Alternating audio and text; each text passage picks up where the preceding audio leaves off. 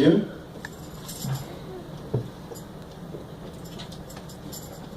Nous allons lire Luc chapitre 18.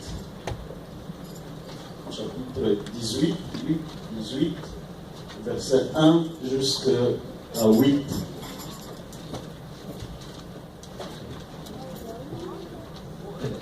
Luc chapitre 18, verset 1 jusqu'à 8. Saluons la présence de notre sœur Adeline Manik-Siciline, qui est au milieu de nous. Et dans très peu de jours, Dieu va se glorifier dans leur couple. Que Dieu vous bénisse. Merci, maman, d'être là. Luc chapitre 18, verset 1 à 8.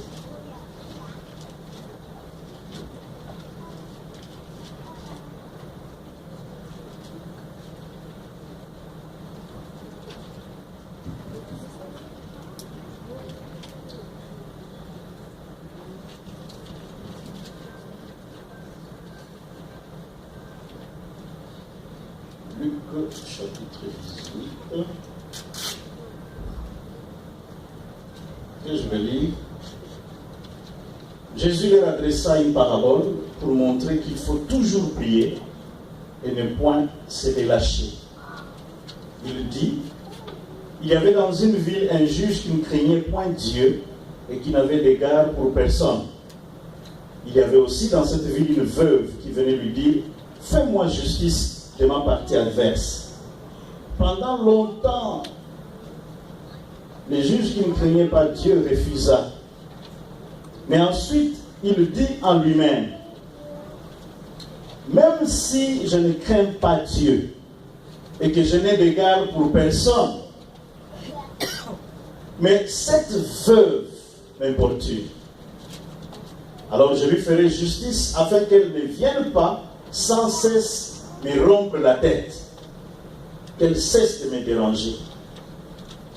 Verset 6, le Seigneur ajouta, entendez ce que dit le juge mauvais, le juge unique, le juge qui ne craint pas Dieu. Verset 7, et Dieu ne fera-t-il pas justice à ses élus qui crient à lui jour et nuit, et tardera-t-il à leur égard? Verset 8, c'est là où nous tirons le thème du message de ce matin. Je vous l'ai dit, il leur fera promptement justice. Mais, quand le Fils de l'homme viendra, trouvera-t-il la foi sur la terre? Tirons-nous dans la prière.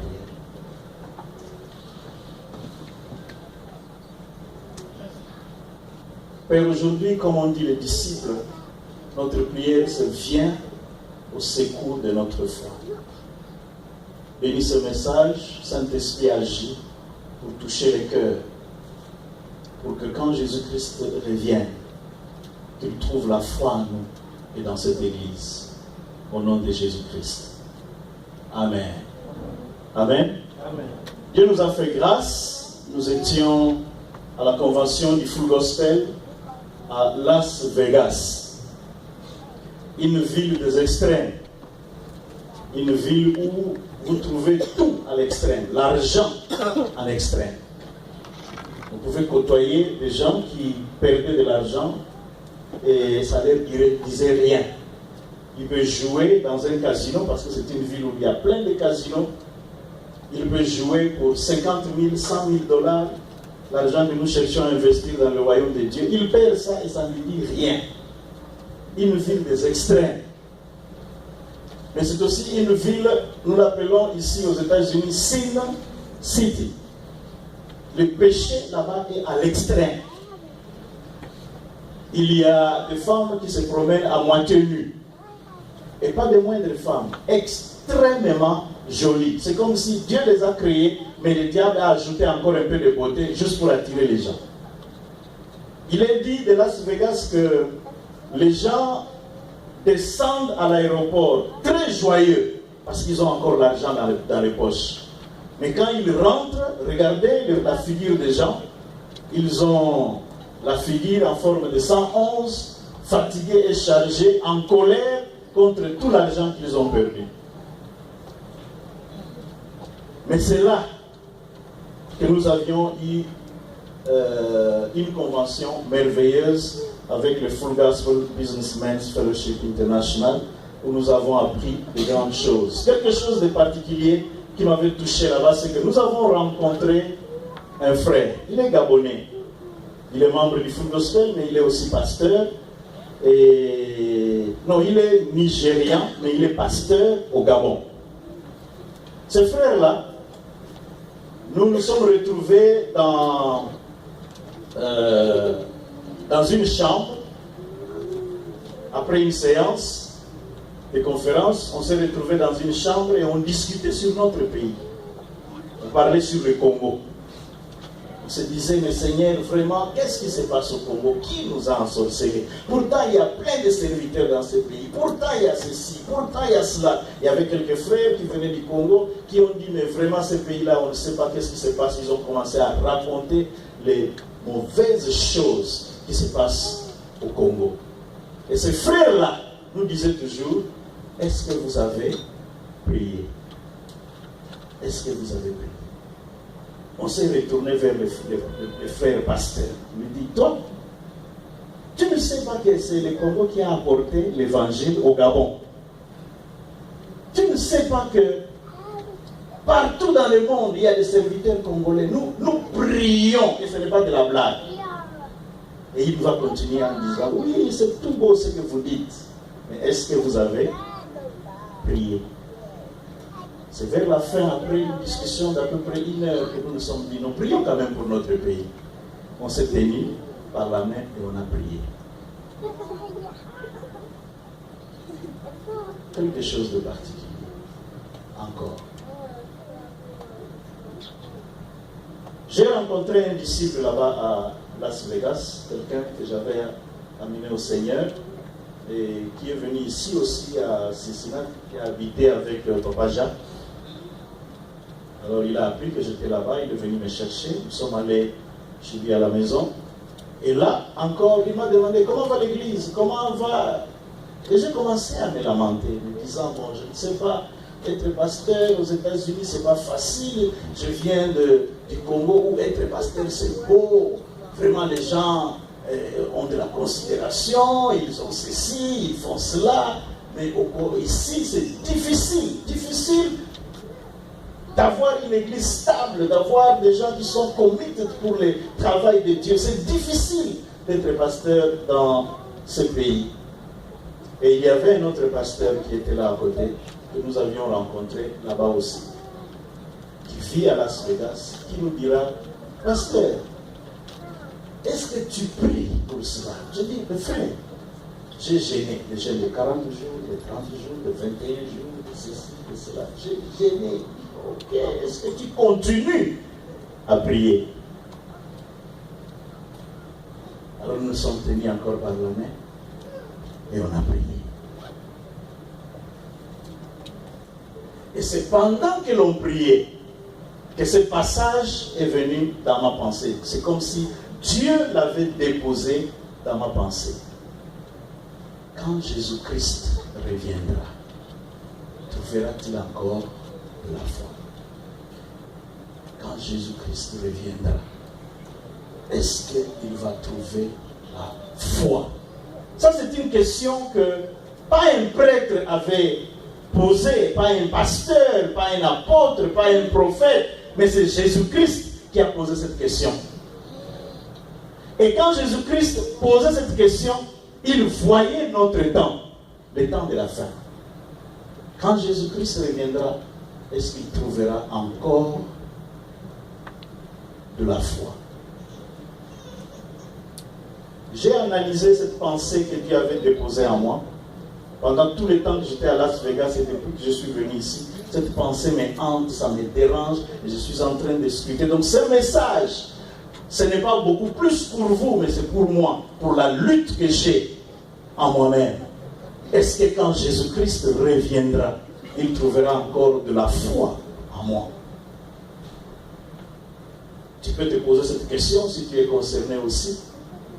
Tu peux poser la question à ton voisin, est-ce que quand Jésus-Christ reviendra, il trouvera encore de la foi en toi? Est-ce qu'en tant qu'Église, quand Jésus-Christ reviendra, il trouvera la foi dans l'Église? Personnellement, j'ai commencé à faire une analyse. Comment était ma foi quand j'ai reçu Christ? Comment c'était? J'étais dans un groupe du Campus pour Christ qui avait fait les 100 km pour Christ. C'est-à-dire qu'à partir de Kinshasa, nous sommes allés, nous devions faire 100 km à partir de Kinshasa à pied. Donc vous sortez de chez vous, vous commencez à partir. Nous sommes allés jusqu'aux environs de, je ne sais pas moi, Bukandalos, on a passé, on est allé très loin là-bas, prêchant l'évangile à chaque personne qu'on rencontrait. 100 km pour Christ. Sans intérêt. Sans qu'on vous dise il y aura des offrandes, il y aura des ceci. D'ailleurs, on rencontrait que des villageois. Mais le but, c'était amener les gens à Christ. Ce genre de foi. On pratiquait ce que la Bible disait. Quand vous allez, Jésus-Christ a pris les disciples 2 à 2, il les a envoyés, et là il a dit, ne prenez rien, ne partez avec rien. Quand on vous donne à manger, vous mangez. Si on vous reçoit dans une famille, c'est bon. Mais si on ne vous reçoit pas, ce n'est pas un problème. Donc notre but, ce n'était pas les offrandes, ce n'était pas les dîmes, mais notre but, c'était servir Dieu. Parce qu'on les connaissait. Je me suis rappelé du temps où j'étais encore à une convention à Massimanimba. Et il y avait une forte, les sorciers de ce milieu-là étaient contre cette conférence. Et là, ils ont envoyé une grande pluie. Et la pluie venait. Tout le monde pouvait voir la pluie. La conférence était déjà là, mais les gens cherchaient à se disperser parce qu'il y avait la pluie. Mais connaissant Dieu, ayant une foi extraordinaire en ce Dieu-là, j'ai dit à la pluie de s'arrêter. Et on pouvait voir là où la pluie s'était arrêtée. Et la conférence a continué jusqu'à la fin. Je me suis rappelé des temps où on m'a amené un enfant qui souffrait de maladie. Tout prêt à mourir. Mais j'ai prié avec la foi, sachant que Dieu, le Dieu que je sers, va guérir cet enfant. J'ai touché le ventre de cet enfant. Directement, il a fait caca. Seigneur, il était délivré. Et puis je me suis demandé, en pensant à toutes ces grandes choses que Dieu a fait à notre main, combien de gens nous avons formés qui aujourd'hui sont des pasteurs, qui se sont même donnés de titres extravagants. Je ne suis que pasteur, mais il y en a qui sont déjà apôtres avant moi, il y en a qui sont prophètes des nations, il y en a qui sont ceci, qui sont cela. Mais que nous avons formés, que nous avons vu venir à Christ et évoluer. Et je me suis pensé, j'ai réfléchi en me disant, quand le Seigneur reviendra, est-ce qu'il trouvera encore la foi en moi?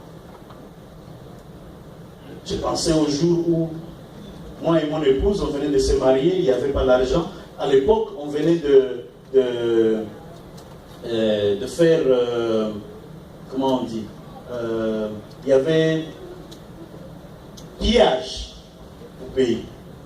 On ne nous payait plus. Rien n'allait. Pillage, tout était pillé dans la ville de Kinshasa. Il n'y avait rien.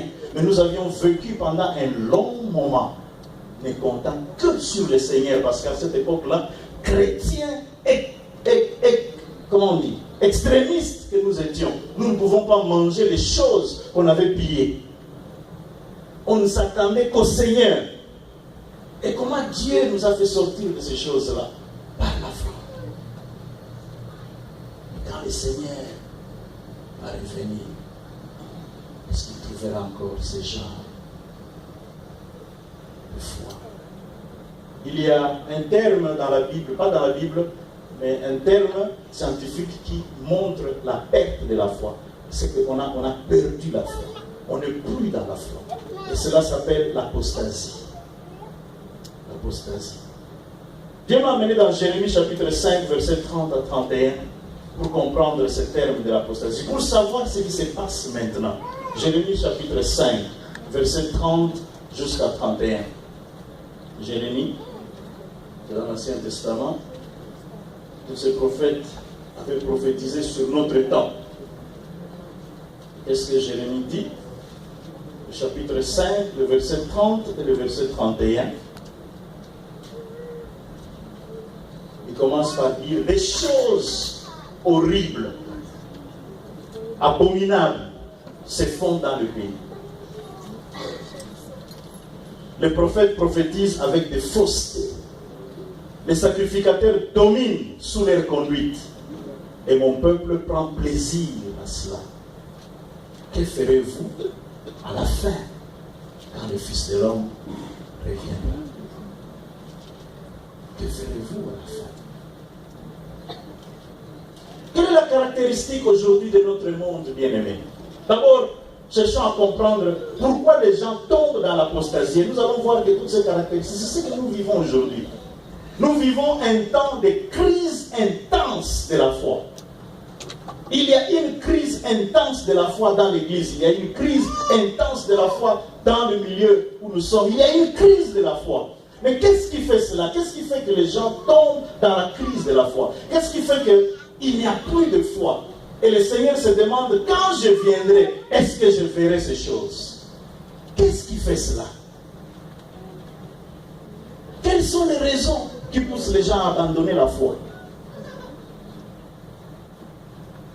Premièrement, il y a des questions du genre, si Dieu existe réellement, pourquoi il y a trop de mal? Quelqu'un s'est déjà posé cette question? Pourquoi il y a trop de mal? Pourquoi au Congo, par exemple, il n'y a pas de développement, il n'y a pas de réponse à toutes les prières que les gens ont faites? Pourquoi il y a trop de mal? Qu'est-ce que nous avons mérité pour avoir des dirigeants qui nous font très mal? Pourquoi en Afghanistan, ou je ne sais pas moi dans quel pays, on tue les chrétiens? Et Dieu, où il regarde? Pourquoi il y a la pauvreté? Pourquoi des problèmes? Pourquoi? Et d'une manière individuelle, nous nous posons aussi ces questions. J'ai pris depuis très longtemps, je jeûne depuis très longtemps, mais pourquoi je suis dans des problèmes? Pourquoi je manque l'argent? Pourquoi il y a des maladies dans ma famille? Pourquoi j'ai des problèmes dans mon foyer? Pourquoi pourquoi je ne me marie pas? Pourquoi je ne peux pas évoluer? Je fais tout pour Dieu. Mais pourquoi les gens parlent en mal de moi? Pourquoi? Alléluia. Ces choses-là enlèvent la foi. Tu ne crois plus aux choses que tu croyais avant. Tu ne crois plus en personne. Tu ne crois plus en rien. La deuxième caractéristique de notre temps, c'est qu'il y a beaucoup de serviteurs de Dieu qui sont devenus des aventuriers, de sorte qu'on se pose des questions, faut-il continuer à croire? Il y a des pasteurs qui engrossent, il y a des pasteurs qui volent l'argent de l'église, achètent leurs propres histoires, il y a des pasteurs qui font ceci, qui font cela. Et aujourd'hui, à l'internet, il suffit de taper les mauvais pasteurs, c'est tout plein, surtout parmi les Congolais. Tout plein de mauvais pasteurs. Tout plein de choses que les serviteurs de Dieu font. Cela me rappelle l'histoire de cet homme qui a été battu sur la route de Jéricho et qui était là étalé sur la terre, et les gens passaient, les regardaient sans rien faire. Mais aussi, il y a eu des serviteurs de Dieu qui sont passés et n'ont rien fait. Aujourd'hui, il y a beaucoup de serviteurs de Dieu qui ne voient que leur intérêt, mais pas l'intérêt des brebis. Alors, face à ces choses, on se demande, faut-il réellement croire? Il y a même des serviteurs du diable qui sont pleins dans les réseaux sociaux qui aujourd'hui empêchent les gens même d'aller à l'église. Ça ne sert à rien d'aller à l'église. Et les gens perdent leur foi. Les gens ne croient plus à rien. Alléluia. Alléluia. Amen. Une autre raison serait les prières non encore, parce que je ne dirais pas non exaucées, mais je dirais les prières non encore exaucées. Tu as prié, tu as gêné, tu as demandé quelque chose à Dieu, mais tu ne vois pas encore clair.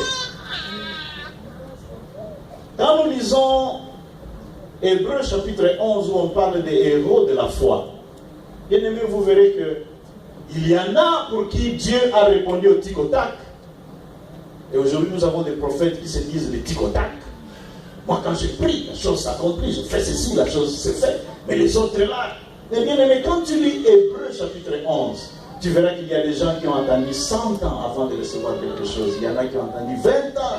Il y en a qui ont attendu. Il y a Abraham, par exemple, qui a appelé le père de notre foi pour qu'il ait un enfant. Ce n'était pas du tic-au-tac. Quel mensonge, nous dit Jérémie, ces prophètes viennent avec du tic-au-tac. Et les enfants de Dieu, nous dit Jérémie, sont d'accord avec ça. Très contents de ces choses-là. J'aime aller dans une église où il y a des tic-au-tac. Ah bon? Il y a des choses que Dieu fait pour vous forger votre caractère. Il peut permettre quelque chose dans votre vie. La réponse est déjà là. Ça arrivera. Ce n'est pas par hasard que Zacharie dit, même si les choses tardent, mais ça arrivera certainement. Ça, ce n'est pas un verset qui a trait avec les tic-au-tac. Je ne dis pas que le tic-au-tac est mauvais. J'ai vécu ces choses-là. J'ai vu comment Dieu peut guérir quelqu'un directement comme cela. J'ai vécu aussi des expériences où les gens ont attendu avant de recevoir quelque chose de la part de Dieu. Les prières non exaucées, encore, ne signifie pas que Dieu n'agit pas. Ça ne signifie pas que Dieu ne va pas agir ou qu'il n'a pas écouté ta prière. Quand Dieu reviendra, trouvera-t-il encore de la foi au milieu de nous? Une autre raison qui fait que les gens perdent la foi, tombent dans l'apostasie, c'est les soucis du siècle présent. Les soucis du siècle présent. J'étais avec un frère hier qui m'a dit, pasteur, moi j'ai un problème. Moi, c'est quand je veux quelque chose. Je peux même ne pas venir à l'église. Mais je dois avoir cette chose-là. Et quand je ne l'ai pas, ça me dérange. Ça dérange ma vie.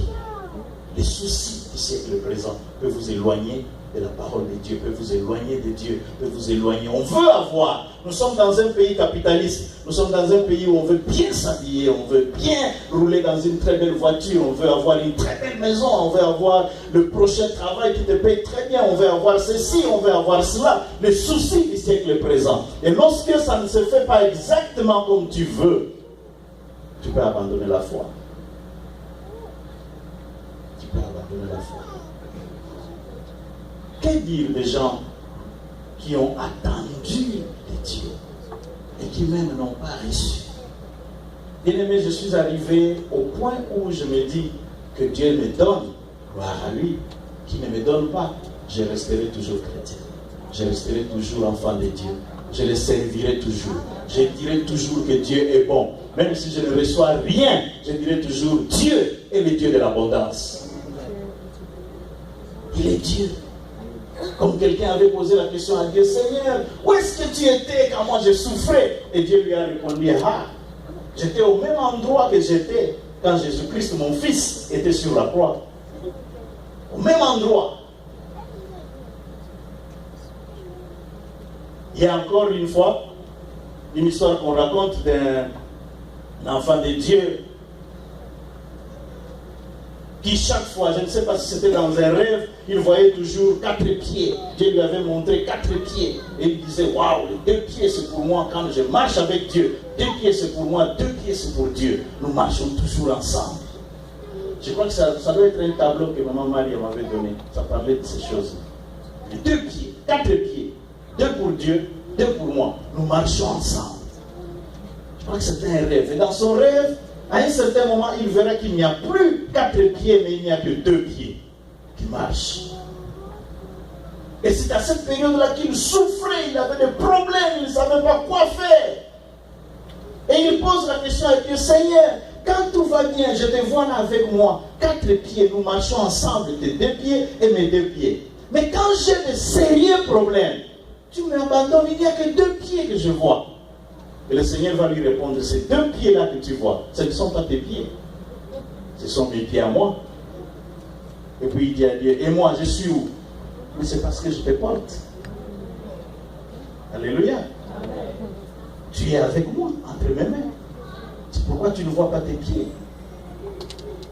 Bien aimé, il y a des fois où nous croyons que Dieu nous a abandonnés. Et nous abandonnons aussi la foi. Il y en a même qui disent, Seigneur, l'année passée j'avais prié, cette année aussi je viens de prier. Ça fait 3 fois que je gêne pour ce problème. Je te donne un délai. Si dans 2 semaines, je ne reçois pas la réponse à ma prière, tu peux déjà ne pas compter sur moi. Bien aimé, qui gagne et qui perd? La Bible dit ceci, c'est dans Hébreux chapitre 11, le 6e verset, que ceux qui s'approchent de Dieu doivent savoir 2 choses. Premièrement, qu'il existe. Si tu veux t'approcher de Dieu, tu dois savoir que Dieu existe. Le problème que les chrétiens ont aujourd'hui, ils ont perdu cette foi que Dieu existe. Quand tu ne sais plus que Dieu existe, il y aura des conséquences dans ta vie. Premièrement, tu vas vivre comme si Dieu n'existait pas. Tu vas faire tout ce que tu veux. Le péché ne te dira plus rien parce que pour toi, Dieu n'existe pas. Dieu ne voit rien. Dieu ne sait rien. Tout celui qui s'approche de Dieu doit savoir que Dieu existe. La deuxième conséquence, c'est que si tu ne crois pas que Dieu existe, tu ne pourras même pas croire en tes propres prières.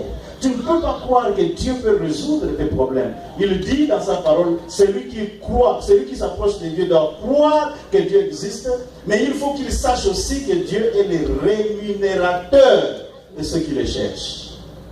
Le rémunérateur.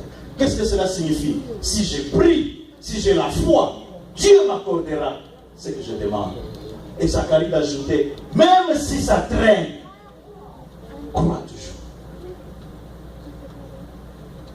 Demande pas à ton voisin quand Jésus-Christ reviendra. Est-ce qu'il trouvera la foi en toi? Parce qu'il peut revenir maintenant, il peut revenir demain, il peut revenir. Est-ce qu'il trouvera la foi en toi quand il va revenir? Est-ce qu'il trouvera la foi? Est-ce que tu crois encore que Dieu existe?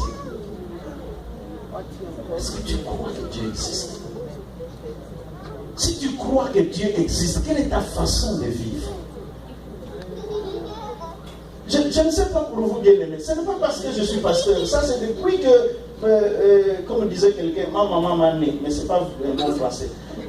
Depuis que ma mère m'a mis au monde, depuis que je suis enfant, manquer un dimanche, ne pas aller à l'église, je ne sais pas si je peux vivre. Je ne sais pas. Mais il y a des gens qui ne vont pas à l'église. Hier, nous avons fait un petit tour avec une des évangélistes de l'église, tournant un peu pour savoir. On a rencontré des frères congolais, africains. Vous partez à l'église, vous partez où? Non, on ne va nulle part. Comment vous vivez? Tu es chrétien? Oui. Tu ne vas pas à l'église. Tu vis comment? Tu vis comment, bien-aimé? Dieu existe. Et quand je sais que Dieu existe, je le cherche. Quand je sais que Dieu existe, je prie. Quand je sais que Dieu existe, je gêne. Je ne gêne pas parce que j'en ai besoin. Je n'ai pas besoin. Qui a envie de gêner? Surtout avec les repas de maman Colette. Tu gênes comment? Nous pouvons faire 7 jours sans manger. Tu regardes les repas là-bas et tu chantes parce que tu dis, Seigneur, ne nous conduis pas à la tentation. Une fois maman Colette a dit, ah, donc tentation n'est pas hier. Alléluia. Mais nous gênons, nous prions, nous faisons toutes ces choses, nous venons à temps à l'église, nous sommes toujours là les dimanches. C'est parce que nous croyons que Dieu existe. Pourquoi nous donnons nos offrandes et nos dîmes? Ce n'est pas pour le plaisir d'enrichir quelqu'un. D'ailleurs, ici, il n'y a personne à enrichir. Nous le faisons parce que nous croyons que Dieu existe. Il l'a dit. Voilà pourquoi nous le faisons. Pourquoi quelqu'un se dérangerait, quitter sa maison pour venir laver l'église. Vous avez trouvé que l'église est propre, n'est-ce pas? Surtout à l'entrée là-bas, c'était terrible avant. Mais c'est fait. Il y a eu un frère qui a quitté chez lui avec sa belle voiture, est venu. La seule personne qui est venue aider maman Colette à nettoyer. Un seul frère. Il a fait du travail de 13h, je crois, jusqu'à 16h. Il était ici. Pourquoi il doit faire ça? Parce qu'il n'a pas de temps, il n'a pas de choses à faire un samedi. Il en a. Il en a. Pourquoi maman Colette quitterait sa maison, venir balayer l'église, perdre tout son temps comme ça, et son mari n'a mangé que vers 23h. Pourquoi il ferait ces choses? C'est parce qu'elle sait que Dieu existe, mais aussi parce qu'elle sait que Dieu est le rémunérateur de ceux qui le cherchent. Il est le rémunérateur. Pourquoi nous faisons des sacrifices pour Dieu? Il y en a même qui, j'ai appris quelqu'un qui a dit, ah, dans cette église-là, on a déjà beaucoup donné, on donne toujours. Waouh! Tu donnes à quelqu'un? Tu fais ces choses-là pour quelqu'un? Tu fais ça pour Dieu. Dieu existe. Nous le faisons pour lui. Il est le rémunérateur de ceux qui le cherchent. Pourquoi es-tu tombé dans l'apostasie? Tu peux encore te relever. Une autre raison qui font que les gens tombent dans l'apostasie, abandonnent la foi, c'est l'abondance. C'est l'abondance. Quand Dieu te donne, il y a un risque que tu abandonnes Dieu. Il y a un risque que tu abandonnes Dieu. Bien aimé, regardez, réfléchissons seulement sur le côté dîme. Le jour où tu as $1000, tu donnes combien à Dieu comme dîme? $100, n'est-ce pas? Ça c'est facile à donner. Commençons par $100. Quand tu as $100, tu dois donner $10 à Dieu. C'est facile à donner. Facile, $10. Nous avons sous ailleurs. Quand tu as $1000, c'est facile aussi. Bon, et $100, nous en a 900. Mais c'est quand ça commence à monter. Et quoi commence à descendre? La foi commence à descendre. Le jour où tu as $10 000, parce que on va taxe sur $10 000, donc là sur 1000 personnes. C'est comment dit le frère, c'est à ce moment-là que la foi commence à diminuer. Tu ne crois pas $1000.